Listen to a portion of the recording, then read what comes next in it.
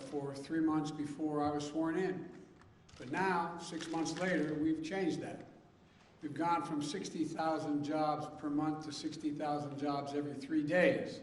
More than 600,000 jobs per month since it took office. More than 3 million new jobs all told. That's the fastest growth, I'm told, at this point in any administration's history. Another prediction, that is my favorite one, I must add, is that if I got elected, I'd bring the end to capitalism. I never understood that one, but we've heard an awful lot. Well, in 6 months into my administration, the U.S. economy has experienced the highest economic growth rate in nearly 40 years. And we know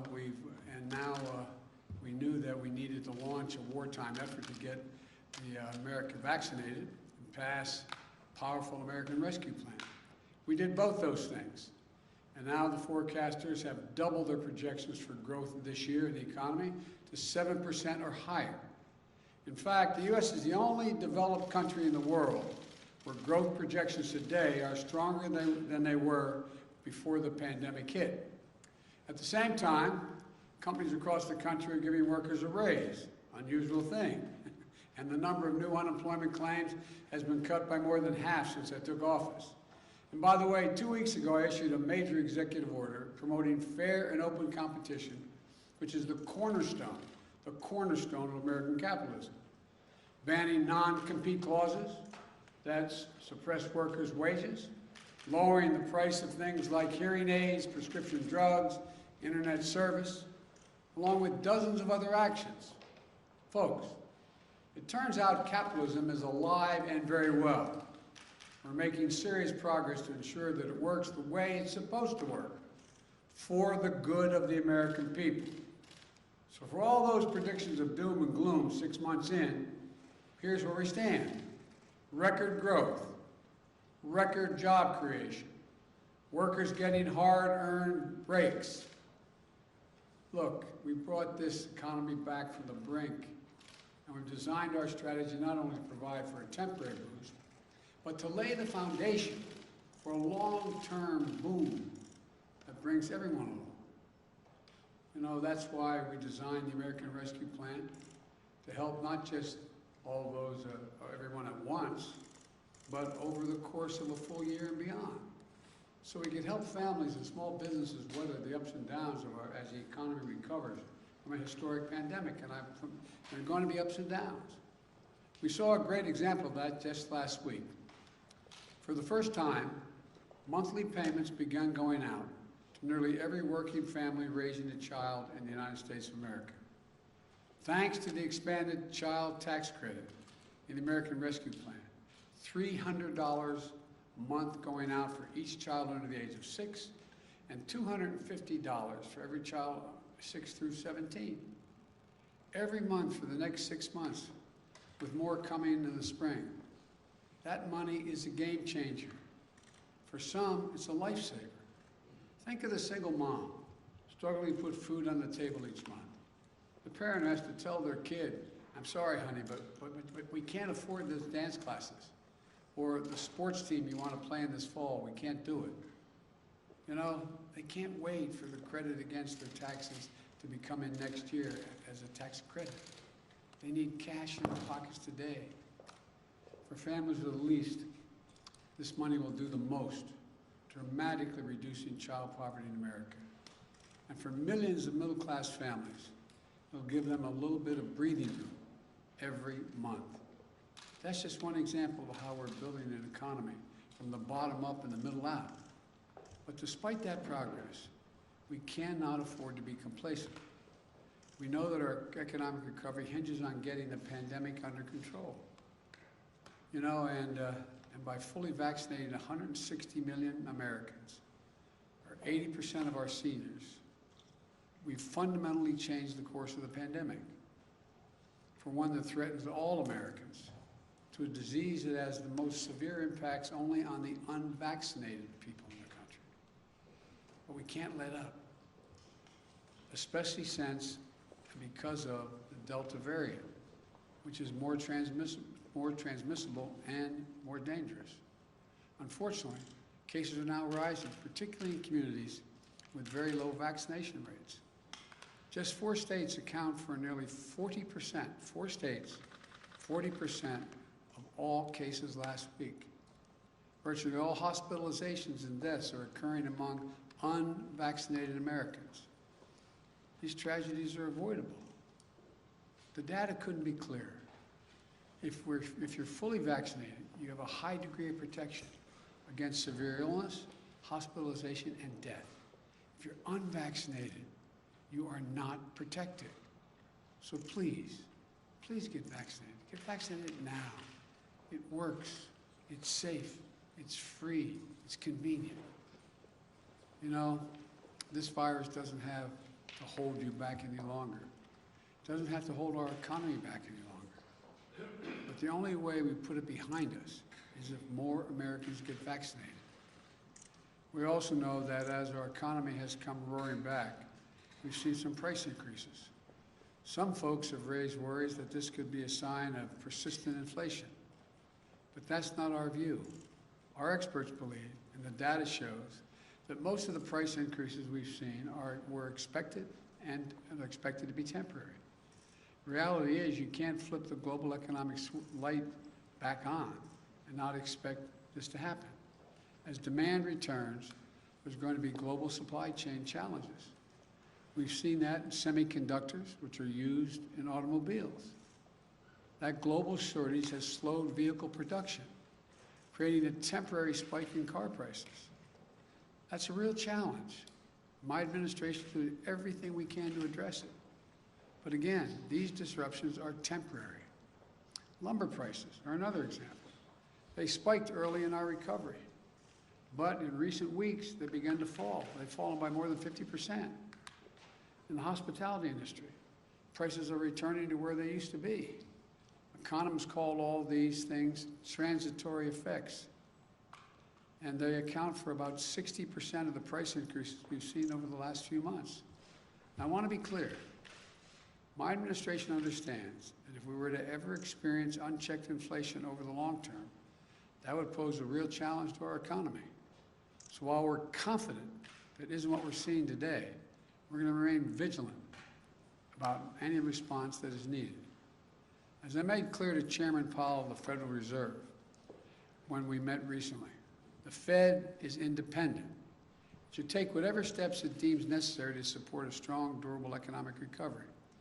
But whatever different views some might have on current price increases, we should be united in one thing: passage of the bipartisan infrastructure framework, which we shook hands on.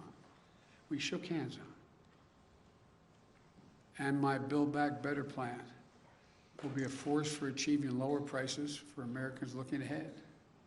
It's another reason why the investments are so important.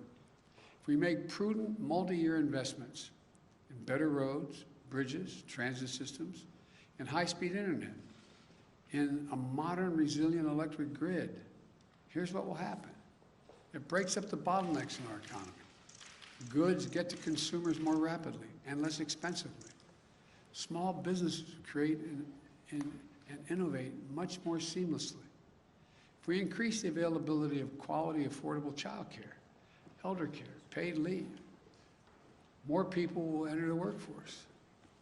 These steps will enhance our productivity, raising wages without raising prices. That won't increase inflation. It will take the pressure off of inflation, give a boost to our workforce, which leads to lower prices in the years ahead. So if your primary concern right now is inflation, you should be even more enthusiastic about this plan. And as we promote fair competition in our economy through the executive order I mentioned, it will drive down prices even further.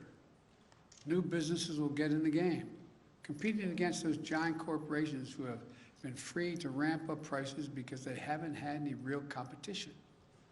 Look, the bottom line is this. What the best companies do, and what we as a country should do, is make smart, sustainable investments with appropriate financing to make this nation more productive, to advance America's leadership in clean energy, to win the jobs of the future, while meeting the threat of climate change. and ensure that all working Americans benefit from the growth they're helping produce. The independent experts who have analyzed my plans have found that they would do just that: expand output and enable millions of Americans to enter the labor workforce. Now, just this year, not just for the next, but not just this year, but for decades in the future. It's not temporary. This is the best strategy to create millions of jobs and lift up the middle-class families and grow wages and keep prices affordable for the long term. What we can't do is go back to the same old trickle-down theories that gave us nearly $2 trillion in deficit finance corporate tax giveaways. It did nothing to make our economy more productive or resilient. The same people who cheered on that approach are now telling us it isn't a problem if big companies have actually to compete for workers and offer them a fair wage with some dignity. I could not disagree more. We can't go back to the old fail thinking. We need to grow the economy from the bottom up and the middle out, as I said before. The investments I'm proposing are investments the American people want and investments that our country needs. And if we get this done, a wide range of independent forecasters project that it will have an incredibly significant impact on GDP and jobs, good-paying jobs with prevailing wages. And a majority of these jobs will go to people without a college degree. I've said it before, and it's true. This is a blue-collar blueprint for building an American economy back. Simply put, we can't afford not to make these investments. And we're going to pay for them responsibly as well, by ensuring that our largest corporations and the very wealthiest among us pay their fair share, by reforming our international tax system with a minimum global tax, which we've led the world to agree to. Let me close with this. When I arrived in office, it had been a long time since the government had worked for the people. Things have been great for big corporations and folks at the top. Those 55 major corporations that paid zero in income tax while making billions in profits, they had no complaints. When I took office, I made a commitment to the American people, that we're going to change that paradigm. So working families could have a fighting chance again, to get a good education, to get a good job and a raise, to take care of the elderly parent or the child with a disability, and still be able to go out and earn a good living. To stop losing hours of their lives stuck in traffic because the streets are crumbling or waiting for slow, spotty internet to connect them to the world. That's what the economy we're building is all about. That's why we passed the American Rescue Plan. And that's why we need investment in the bipartisan infrastructure framework and my Build Back Better plan. Our economy's come a long way over the last 6 months. Can't slow down now. We can make this boom we're experiencing today one that will ensure that all Americans have an opportunity to share in it for years to come. And we can show the world that American democracy can deliver for the people. I look forward to continuing to build this economy. I'm incredibly optimistic about what we're going to be able to build together in the next 6 months and the years to come. Thank you all for listening, and may God bless you, and I'll take a few questions. Mr. President, you said last week that companies and platforms like Facebook are killing people by letting misinformation. Let me give you precisely what I said. I'm glad you asked me that question. One, I had just read that on the Facebook pointed out that it was pointed out that Facebook, of all the misinformation, 60% of the misinformation came from 12 individuals. That's what the article said. So I was asked that question about what do I think is happening. Facebook isn't killing people. These 12 people are out there giving misinformation. Anyone listening to it is getting hurt by it. It's killing people. It's bad information. My hope is that Facebook, instead of taking it personally, that somehow I'm saying Facebook is killing people, that they would do something about the misinformation, the outrageous misinformation about the vaccine. That's what I meant. Have they done enough, in your opinion, to stop I haven't, to be completely honest with you, I don't know if they did anything today. Up to over the weekend, I don't think they had, but I don't know. I don't know the answer to that question. Will you hold them accountable if they don't do more to stop the spread? When you say hold accountable, I just want to, I'm not trying to hold people accountable. I'm trying to make people look at themselves, look in the mirror. Think about that misinformation going to your son, your daughter, your relative, someone you love. That's what I'm asking, all the way in the back. Thank you, Mr. President. At what point would you consider inflation unchecked to a point at which you would either consider taking action or you would want to see the Fed takes action? And secondly, why do you believe that the budget bill is appropriate legislation for a pathway to citizenship? Well, first of all, I think we need to find pathways to citizenship. The budget bill is an appropriate way to get around the filibuster to be able to make a judgment as to whether or not they should have a pathway. That's for the parliamentarian to decide, not for Joe Biden to decide. The first part of the question was? It was on inflation. You mentioned unchecked inflation. There's nobody suggesting there's unchecked inflation on the way. No serious economist. That's totally different. I mean, look, the stock market is higher than it has been in all of history, even when it's down this month. Even down this month. Now, I don't look at the stock market as a means by which to judge the economy like my predecessor did. But he'd be talking to me every day for the last 5 months about how the stock market is so high, higher than any time in history, still higher than any time in history. So that's not how I judge whether or not we have economic growth. Mr. President, on China and cyber hacking. She jumps up before you do. Effectively, your administration is naming and shaming China, but no sanctions. Why, and is that effective enough? They're still determining exactly what happened. The investigation is not finished. Thank you all very much. I'm trying real quick. What is your understanding of the biggest difference between what they've done versus what Russia's done in terms of cyber hacking? That'd take a longer explanation. We have all the time in the world. No, we don't. I have to go see the King of Jordan. Just one quick follow-up on Well, to the best of my knowledge, and I'm getting a report tomorrow morning on this, a detailed report, my understanding is that the Chinese government, not unlike the Russian government, is not doing this themselves, but are protecting those who are doing it, and maybe even accommodating them being able to do it. That may be the difference. Thank you.